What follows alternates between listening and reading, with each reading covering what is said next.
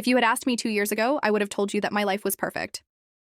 We lived in a quiet suburb outside of Austin, Texas. Me, my husband Daniel, and our 2 kids.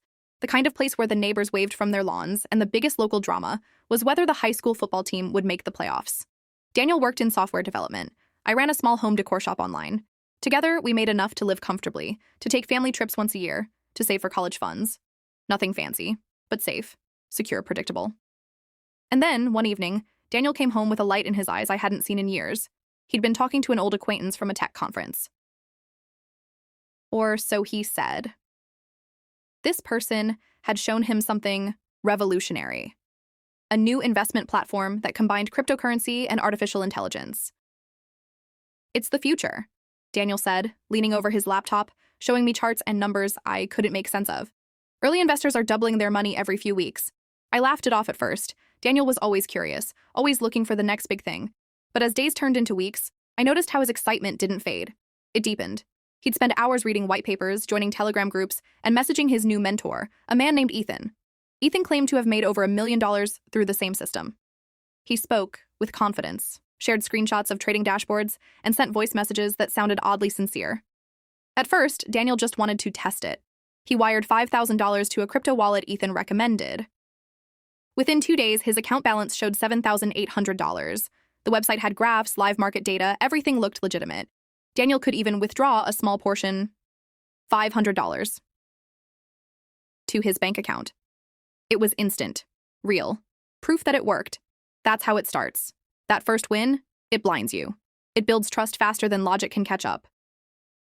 Over dinner, Daniel talked about how this could be our way out. No more mortgage stress, no more budgeting. If this keeps up, he said, we could be debt-free by summer. I remember the way he smiled. Not greedy, just hopeful.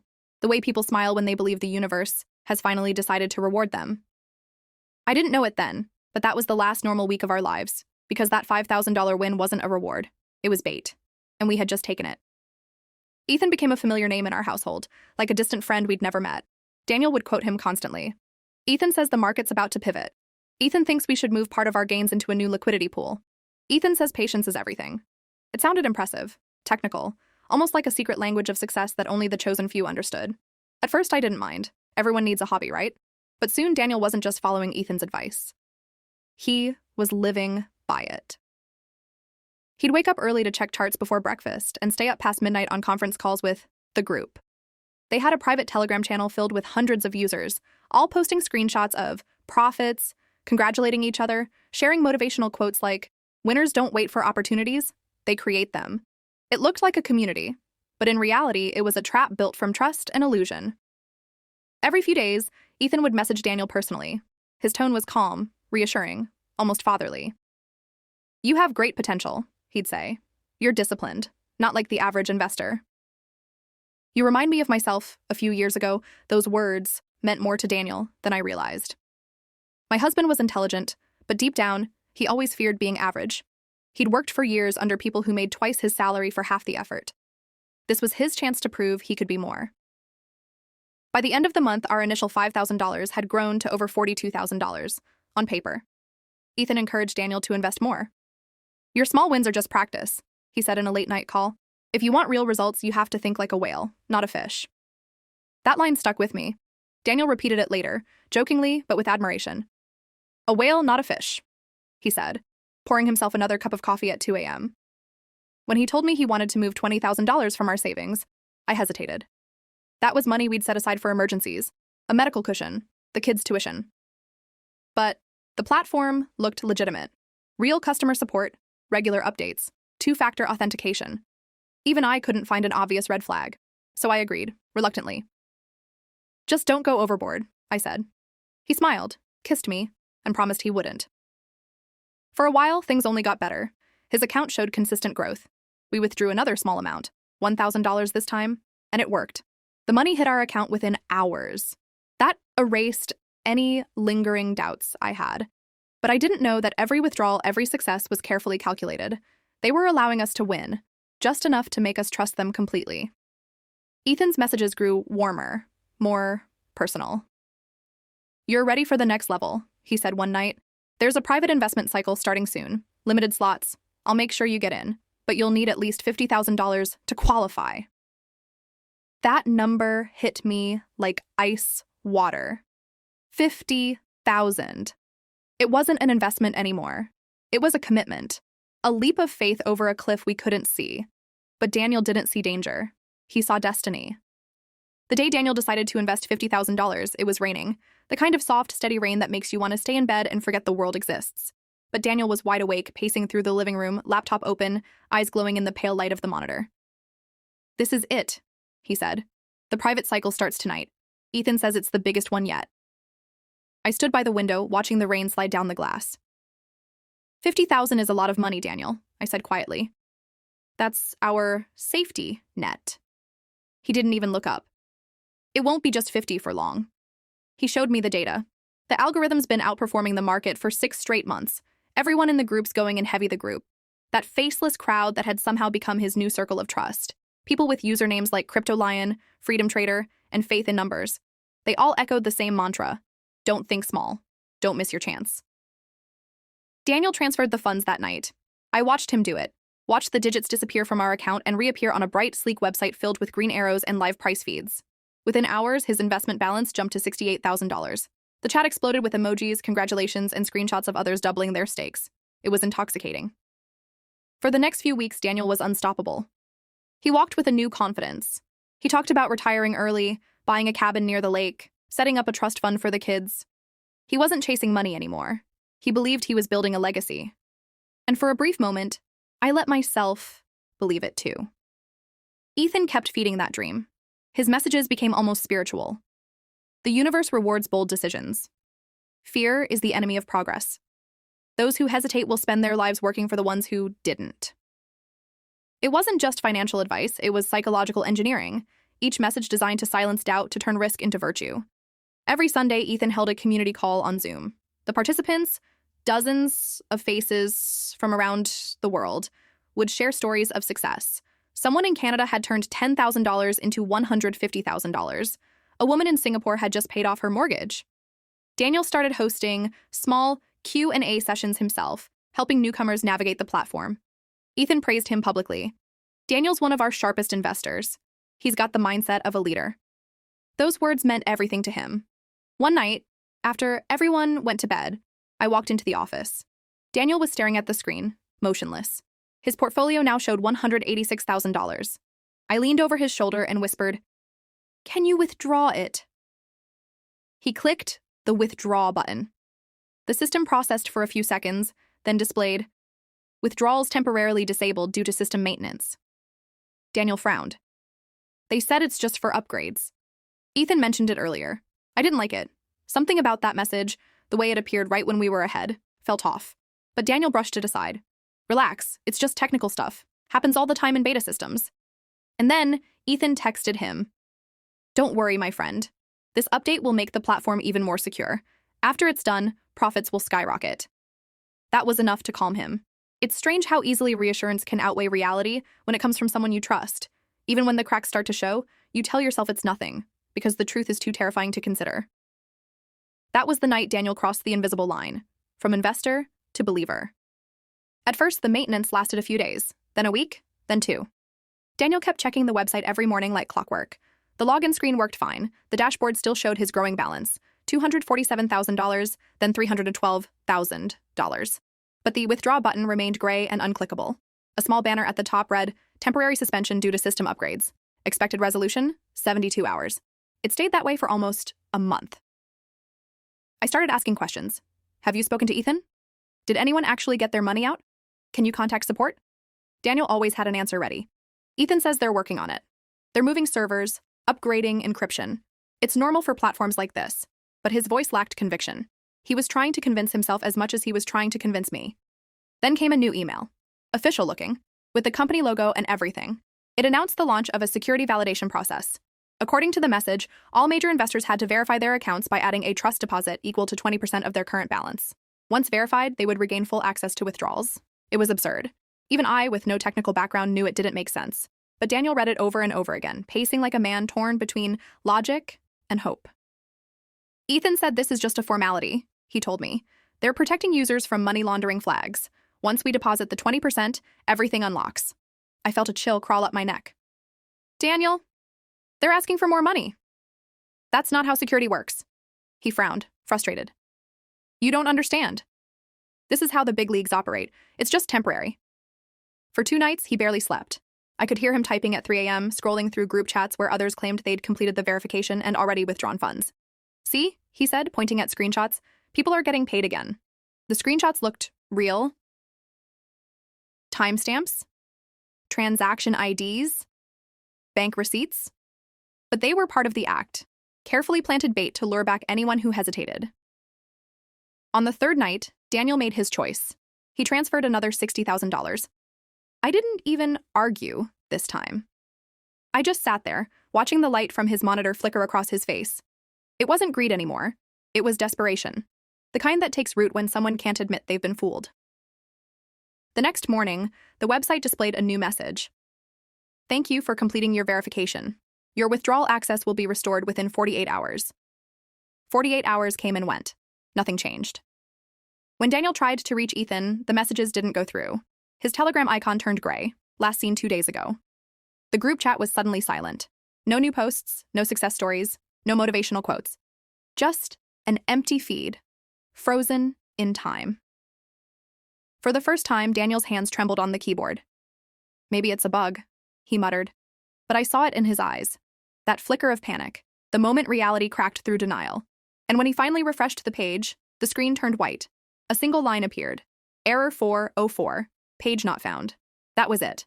Months of work, half our savings, and Ethan's reassuring voice, gone. Just like that. But the human mind doesn't accept loss easily. Daniel wasn't ready to believe it yet. He still thought there had to be a way back. And that belief would push him even deeper into the darkness. The day the website disappeared, something in Daniel broke, but he wouldn't admit it. He sat at his desk from morning until late at night, refreshing the same dead link, trying new browsers, switching devices, calling customer support numbers that rang into nothing. The platform was gone, the chat rooms deleted, and Ethan's Telegram account had vanished as if it had never existed. Maybe they're migrating servers, Daniel kept saying. Maybe they were hacked. But his voice sounded hollow. He wasn't talking to me. He was talking to himself. Within a week, he joined online forums, Reddit threads, Telegram recovery groups. Anywhere someone mentioned the name of the platform. That's where the next stage of the scam found him. The recovery agents. They always start the same way. Sympathetic, professional, offering hope. I used to work for that company, one said. I can trace the wallet transactions if you send me the original hash. Another claimed to be a blockchain forensic analyst who had helped victims retrieve millions. His profile picture showed a man in a suit, standing in front of the U.S. Department of Justice seal. Daniel wanted to believe them. He needed to believe someone still had control. So when one of them, a woman named Lydia, contacted him, promising she could help for a small upfront fee, he jumped. She knows what she's doing, he told me. She even sent me a signed document, a contract. I looked at the PDF. It had official stamps, watermarks, even a fake IRS logo. It was convincing, terrifyingly so. The contract required an initial case activation fee of $10,000 to begin the investigation. I begged him not to do it. Daniel, it's another scam. They prey on people like us. Please stop. But Daniel was past reasoning. If there's even a 10% chance we can get the money back, he said. I have to try. He wired the money that afternoon. For the next 2 weeks, Lydia kept him updated. Regular emails, progress charts, and blockchain trace reports that looked official but meant nothing. She told him the stolen funds had been located in a series of crypto wallets overseas and that a legal recovery protocol was about to begin. Then she asked for $25,000 more to initiate the freeze order. That's when Daniel finally paused. Something in him flickered, a faint recognition that the story was repeating itself. He confronted her by email. Her response was cold and instant. If you don't comply, your case will be closed and funds unrecoverable. We're your only chance. That night, Daniel didn't sleep. He sat in the dark, staring at the screen, refreshing his inbox. By morning, Lydia's email bounced back. Delivery failed, address not found. And just like that, she was gone too. He'd lost another $10,000. We had less than half of our savings left. Over the following weeks, Daniel withdrew from everything. Work, friends, even us. He stopped eating with the family. When I tried to talk to him, he'd wave me away or snap in frustration. You think I don't know I messed up? He shouted one night. I'm trying to fix it. But there was nothing left to fix. He started keeping notes. Scribbles of wallet addresses, transaction IDs, half-baked theories about how the system worked. It was like watching a detective chase ghosts. He was convinced there had to be a flaw, a clue, a hidden door that could undo everything. One night, I found him asleep at his desk, surrounded by printed screenshots and handwritten timelines. His laptop screen still glowed with a frozen tab that read, "Crypto asset recovery, 100% guaranteed." I closed the laptop and stood there, realizing that I hadn't just lost our money. I was losing my husband, too. It's strange how quickly life can fall apart when you stop paying attention. The bills don't stop coming, the emails don't stop arriving. The world doesn't pause because your reality has collapsed. It just keeps spinning, indifferent to your pain. By the time the second scam hit us, Daniel had missed 2 deadlines at work. His manager called to check in, worried. "Is everything okay?" she asked. Daniel lied, said he was dealing with family issues, but it didn't take long before the truth showed in his performance. He started skipping meetings, forgetting code reviews, missing stand-ups. The company put him on leave. For his mental health, they said. He didn't argue. He just shut the laptop and stared at the wall for a long time. That's when the silence began, the kind that fills a house when someone you love is physically there but emotionally gone. He stopped talking to the kids, stopped helping with dinner. He barely ate. Some nights, he'd wander into the backyard with a glass of whiskey and sit for hours, staring into the dark. I tried to reach him. "Daniel, we can rebuild," I said one night. "We'll figure it out. We're still here." He looked at me with empty eyes. "You don't get it," he said quietly. "It wasn't just money. It was proof. Proof that I could do something right." That's when I realized it wasn't greed that had broken him. It was failure. Daniel wasn't chasing wealth. He was chasing worth. He spent days rewatching old voice messages from Ethan, replaying every word like clues in a mystery. He wrote to dozens of agencies, the FBI's IC3 unit, the Federal Trade Commission, even local police. Most replies were automated. One officer eventually called back and said, "We'll file a report, but honestly, these cases rarely get resolved. The scammers operate overseas. I'm sorry." That word, sorry, became the echo of our lives. When the mortgage payment bounced, I took over the finances, sold what I could from my online store, cut subscriptions, canceled vacation plans, withdrew from savings. It was survival mode. But Daniel couldn't move on. He still believed there was something he could do, some lever he hadn't pulled, some mistake he could fix. One night he said, "If I could just talk to him one more time, Ethan, I could make sense of it." I didn't know how to tell him there was no Ethan. That voice, that friendship, that trust, it was all code and manipulation. He started drinking more, just a few glasses at first, then bottles. The empty ones lined up under his desk like quiet witnesses.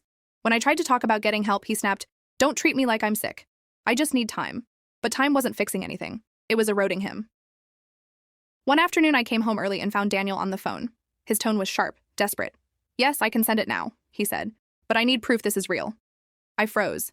Another scammer. Another promise. I grabbed the phone and hung up. "No more!" I shouted. "You're done sending money to strangers!" He glared at me, then at the empty bottle on the table, then at his reflection in the dark TV screen. For a moment, he looked like he didn't recognize himself. Then he whispered, almost to no one, "I just wanted to fix it." And he broke. He cried. Not the quiet kind, but the kind that shakes your whole body, the kind you can't stop. I held him, both of us shaking, and I realized something I hadn't before. This wasn't just financial abuse. It was psychological warfare.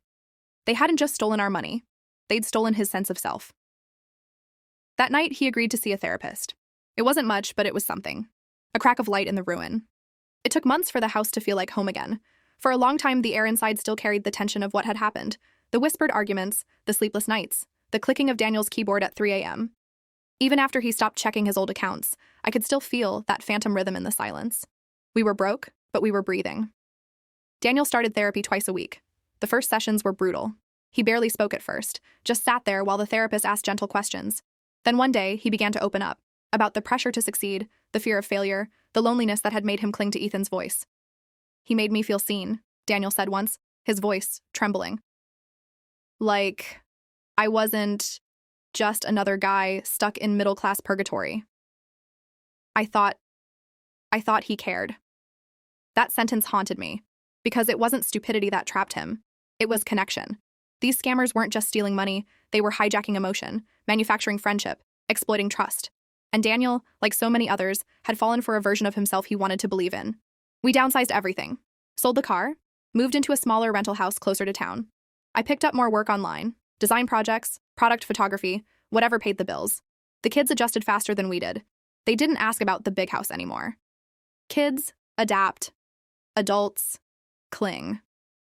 For a while, things were steady. Daniel got a part-time job teaching programming at a community college. The paycheck was small, but it meant structure and dignity. He was sober, calmer. We were learning how to live again.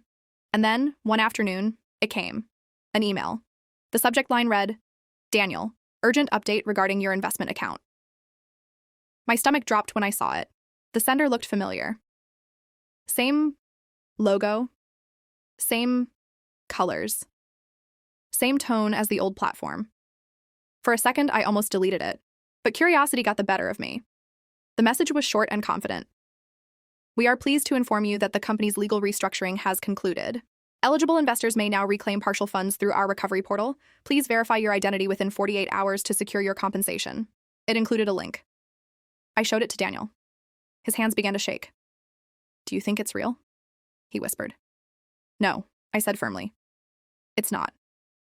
It's them again." But I could see the war inside his eyes, hope versus reason. It was like watching a wound reopen. He turned the laptop toward him, scanning every line, every fake seal. "They have my name," he said softly. "My exact balance. How would they know that if it wasn't real?" I wanted to scream, because they never stopped watching us. But instead, I took the laptop and shut it. That night, Daniel barely spoke. He sat on the edge of the bed, staring into space. Therapy had taught him to recognize triggers, but this one hit too deep. That message had torn open months of healing with a single sentence. The next morning, he told me he'd forward the email to his therapist and to a fraud investigator he'd been in touch with. That small act, choosing caution over impulse, was progress. It didn't feel like victory, but it was survival. We were learning that healing doesn't mean forgetting. It means facing the echoes without letting them pull you back. But the damage had left its mark. Our savings were gone. Our trust, fractured. Every unknown call felt like danger. Every online ad promising financial freedom felt like poison. Still, in the quiet mornings when I watched Daniel pour coffee for the kids, there were flashes of the man I'd fallen in love with. Steady, gentle, human, not perfect, but present. And for now, that was enough. The therapist called it closure, but for Daniel it was more than that. It was obsession disguised as redemption. He'd been slowly rebuilding his life, but something inside him still needed answers. He wanted to understand. Who was Ethan? Was he even real? Was there a person? A face? Behind the voice that had ruined everything? Late one night, I found him scrolling through old files again. Screenshots, transaction logs, archived chats. His eyes were focused, not frantic this time, but calm, determined. "I found something," he said. "A trace." Apparently, months ago, one of Ethan's messages had contained an image, a photo of a city skyline. Daniel used an online tool to analyze its metadata. Hidden in the file was a time zone tag, UTC+8, somewhere in Southeast Asia. Not shocking, but it was the first real clue he'd ever had. Then, after cross-referencing a few crypto wallet addresses through blockchain explorers, he noticed that one of the wallets connected to a payment processor registered in Hong Kong. He looked at me with a fire in his eyes I hadn't seen since before the collapse. I can find him. I wanted to say no, to tell him it didn't matter, that no closure would undo what had happened. But I also saw that, for the first time in months, Daniel wasn't lost. He was alive again, moving forward instead of backward. So I said, "Then do it. But do it right." He reached out to a journalist who covered crypto-related scams, a woman named Natalie Cho, who ran an investigative podcast called Digital Shadows. She agreed to meet. They sat in a small cafe downtown where Daniel told her everything. The scam, the fake mentor, the emotional manipulation, the money trail. Natalie listened in silence, then said something Daniel never forgot. "You're not stupid. You were groomed. They didn't just steal your money. They rewired your brain." She decided to help. Over the next month, they exchanged dozens of emails. Natalie's team traced the platform's domain registration, which led to a shell company in Singapore, then to another in the British Virgin Islands, and finally, through a chain of proxy servers, to a freelancer profile on a social media site. The username? Ethan FX. Same profile picture, same catchphrases Daniel remembered. But the face was different. The man in the picture wasn't the one from the voice messages. He was a stock photo model, his image bought from a public media library. That's when the final truth hit. Ethan had never existed at all. Natalie kept digging, and eventually they found a suspect, a small-time scammer named Kai Zheng, part of a larger criminal network operating out of Manila. He'd been using pre-recorded voice packs generated by AI and real human actors to personalize conversations. The voice Daniel had trusted, the one that praised him, comforted him, motivated him, had been machine-stitched from stolen data. When Natalie showed him the report, Daniel didn't speak. He just sat there, staring at the printed words. "So it was all fake," he said quietly. "Every message, every call." Natalie nodded. "Yes, but your reactions were real. Your trust was real. That's what they feed on."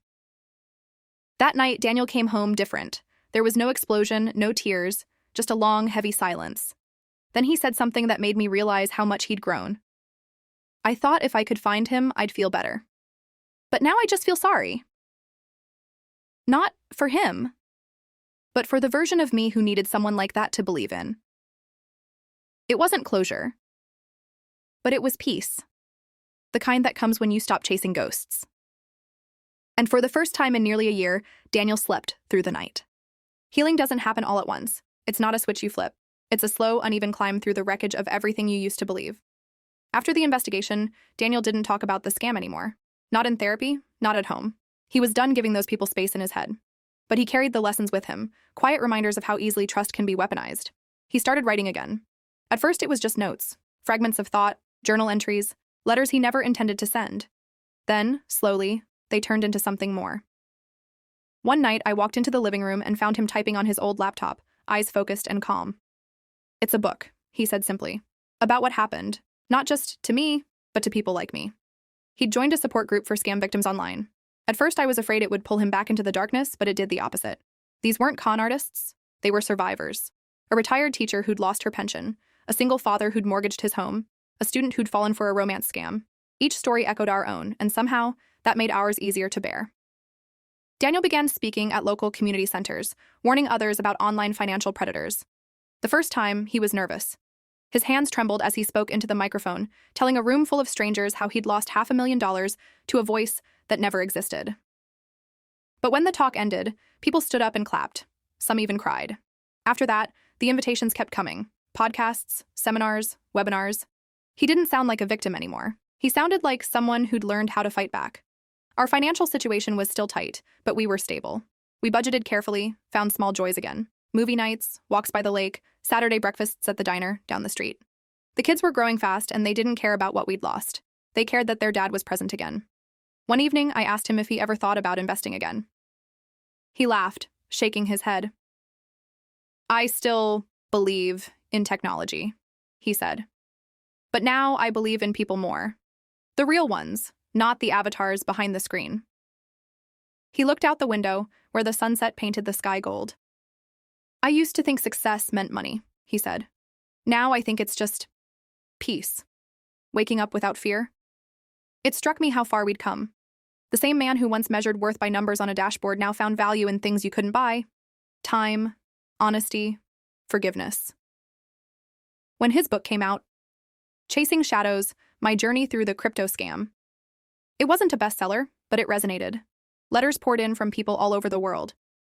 "Your story stopped me from investing in a fake platform. You saved my father. Thank you for showing that recovery is possible." Every message felt like a small victory, a way of reclaiming what had been stolen, not the money, but the meaning. One night, after a local radio interview, Daniel said something that stayed with me. "I thought that scam destroyed me, but maybe it just stripped away everything false, so I could finally see what matters." And I realized then he was right. The scam hadn't just taken, it had also revealed. It showed us the fragility of trust, but also the strength of forgiveness. It showed how easily love can fracture and how powerfully it can heal. We hadn't rebuilt our wealth. We'd rebuilt us. A year passed. The house felt lighter now, filled with laughter again, with noise that came not from tension, but from life. The walls no longer echoed arguments about money or betrayal. They carried the sound of normalcy, the hum of a coffee machine, the shuffle of homework papers, the quiet rhythm of healing. Daniel sat at his desk one morning, sunlight spilling over his notes. He'd been asked to write a guest piece for a financial awareness site, a kind of open letter to anyone who'd been scammed, or might be. It was supposed to be short, maybe 500 words, but what he wrote turned into something else entirely. A message to the world, and maybe to himself. To whoever's reading this, you probably think you'd never fall for it. You probably believe you're smarter than the people who do. That's what I thought too. I wasn't lonely. I wasn't desperate. I was just curious. And I wanted to believe I'd found something real. They didn't steal my money all at once. They stole my trust, inch by inch. They built a version of reality that felt warmer, safer, more logical than the one I was living in. They didn't need to be smarter than me. They just needed me to hope. The truth is, hope is powerful. It can build empires. It can also destroy you if you give it to the wrong hands. I lost $500,000. But the money was never the real loss. What broke me was realizing how deeply I'd trusted someone who never existed. How I'd let a voice, just a voice, rewrite the way I saw myself. But here's what I've learned. Forgiving yourself is harder than forgiving the people who hurt you.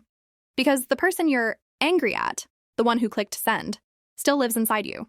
And he needs compassion, not punishment. If you're reading this and you've been scammed, you're not stupid. You're human. You believed because you care. And that part of you, the one that still believes in good intentions, is worth protecting, not erasing. Don't let them take that from you. Don't let them turn you into someone who stops trusting, who stops connecting, who stops dreaming. Learn, heal, warn others. But don't close your heart. The world is still full of real people. Find them, talk to them. And if you ever start hearing that too perfect voice again, the one promising safety or riches or love that costs nothing, remember mine. Because I've been there. And I made it back. Daniel. When the piece was published, it spread faster than anyone expected. Thousands shared it. Journalists quoted it. Support groups printed it out and passed it around. And for Daniel, that was enough. He didn't need revenge. He didn't need justice. He just needed to know that something good had come from all that pain. That the story, which once destroyed him, was now protecting others. That evening, we took a walk by the lake. The air was cool, the sky clear. Daniel threw a pebble into the water, watching the ripples spread outward, one after another. That's what stories do, he said quietly. They ripple. I slipped my hand into his. And this one? I asked. Where does it end? He smiled, a small, tired, honest smile. It doesn't, he said. It just keeps warning the next person before it's too late. The sun dipped below the waterline, leaving behind a shimmer of gold that looked almost like hope. Sometimes we lose more than money. We lose trust, time, and a piece of ourselves. But even after the darkest fall, there is a way back. Daniel's story reminds us that hope, caution, and human connection are stronger than any scam. If you found this story meaningful, share it with your friends, and check out our past videos for more real-life stories.